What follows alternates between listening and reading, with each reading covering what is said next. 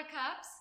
You may be watching this video because you've thought to yourself, Self, what's the difference between ales and lagers? Well, the short, oversimplified answer is that they use different kinds of yeast.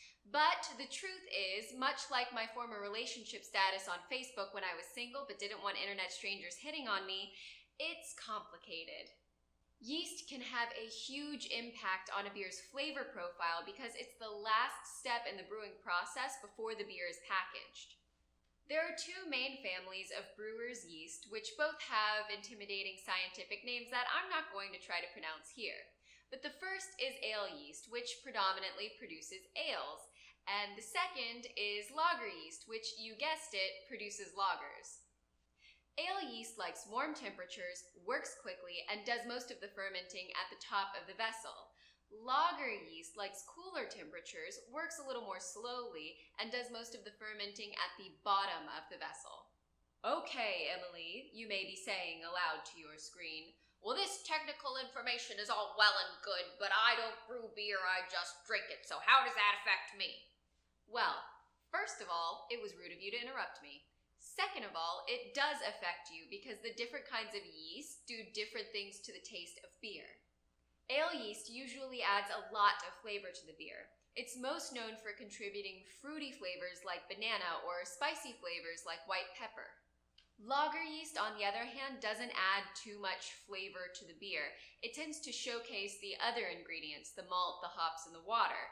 That's why lagers are typically described as having a more clean taste to them. But now I have some bad news. Not all beers fit neatly into those two categories.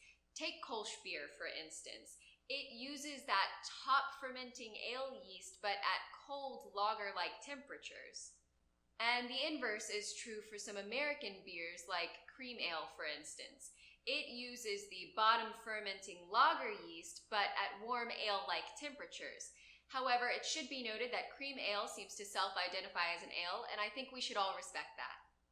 And then, seemingly just for funsies, there are some beers which don't use either style of yeast. Instead, they'll use bacteria or wild yeast to ferment. An example of this style of beer would be a lambic beer. So it originated in Belgium, and lambic brewers would open up the barrel full of the uncompleted beer and just expose it to all of the wild yeast that would naturally occur on cherries in cherry groves. Are you as exhausted from all of this information as I am? Because I could use a beer right about now. Thanks for watching, friends. Please like this video, check out some of my other videos to learn more about beer, and feel free to ask any questions in the comments because I'd love to hear your thoughts. All right, later, potaters. See you next time.